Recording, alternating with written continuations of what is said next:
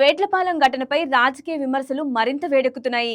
ప్రభుత్వ అధికారుల నిర్లక్ష్యం కారణంగానే ఈ ప్రమాదం జరిగిందని సిపిఐ నాయకులు తాటిపాక మధు ఆరోపించారు. పరిమితిని మించి బాణాసంచా తయారీ జరగటం, సరైన పర్యవేక్షణ లేకపోవడమే ఈ విషాదానికి కారణమని ఆయన ఆవేదన వ్యక్తం చేశారు. అధికారులు ఎప్పటికప్పుడు తనిఖీలు నిర్వహించి ఉంటే ఇలాంటి ఘటనలు నివారించవచ్చని అన్నారు. అదేవిధంగా బాధిత కుటుంబాలకు ప్రభుత్వం ప్రకటించిన ఎక్స్‌గ్రేషియా సరిపోదని, దానిని వెంటనే పెంచాలని తాటిపాక మధు ప్రభుత్వాన్ని డిమాండ్ చేశారు. ఈ ఘటనపై పూర్తి స్థాయి విచారణ జరిపి బాధితులపై కఠిన చర్యలు తీసుకోవాలని కూడా కోరారు. నిన్న వేట్లపాలెంలో జరిగిన సంఘటన దురదృష్టకరమైన సంఘటన. భారత కమ్యూనిస్ట్ పార్టీ సిపిఐ రాష్ట్ర సమితి కార్యదర్శి జి ఈశ్వరయ్య గారు ఉదయాన్నే మమ్మల్ని ఆసుపత్రికి వెళ్ళి వేటపాలెం పరిశీలించమన్నారు. ఉదయాన్నే మేము ఈ కార్యక్రమంలో ఉన్నాం. కానీ ఇది అధికారుల పాలకుల ఇది తీవ్ర నిర్లక్ష్య కారణంగానే ఈ సంఘటన జరిగింది. ఎందుకంటే 7 నెలల మరొక ముందే మన కోనసీమ జిల్లాలో 6 చనిపోయారు. దాని నుంచి ఏమి నేర్చుకున్నారు అధికారులు? దాని నుంచి ప్రభుత్వం ఏమి నేర్చుకుంది?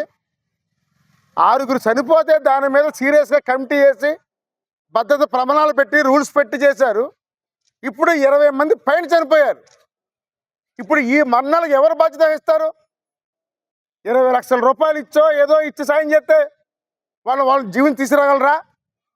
వాళ్ళ కుటుంబాలను ఆదుకోగలరా? జీవితం అంతా కుటుంబం చూడగలరా? కనీసం భద్రత ప్రమాణాల్లో గోడౌను, పనిచేసే కేంద్రం 2 దూరంగా ఉండాలని ఆ నిబంధనలు ఉంది. దాన్ని పాటించారా? 15 కేజీలకే పర్మిషన్ తీసుకుని ఈరోజు 50 కేజీల ఉత్పత్తి చేశారు.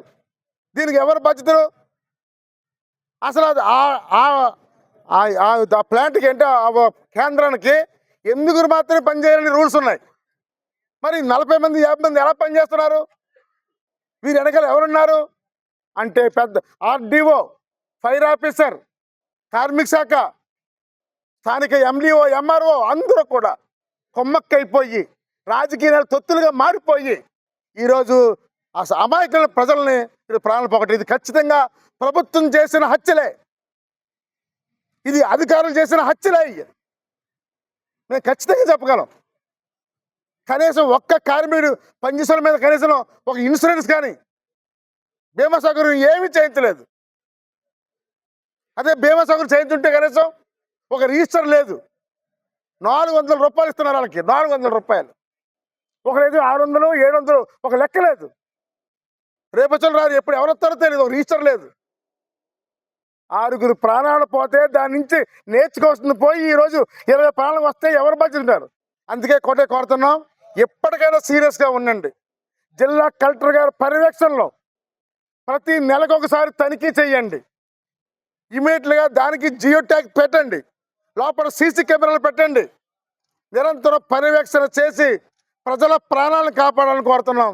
లేని పక్షంలో మాత్రం మళ్ళీ సిపిఐ పెద్ద ఎత్తున ఉద్యమం చేస్తానని సందర్భంగా తెలియజేస్తున్నాం. రాష్ట్ర పార్టీ 50 లక్షల రూపాయలు పరిహారం ఇస్తే తప్ప ఇది సరైనది కదనుకుంటున్నాం. అందుకని మళ్ళా పునరాలోచన చేసి 50 లక్షలు ఇవ్వాలని గవర్నమెంట్ మీద కోరుతున్నాం.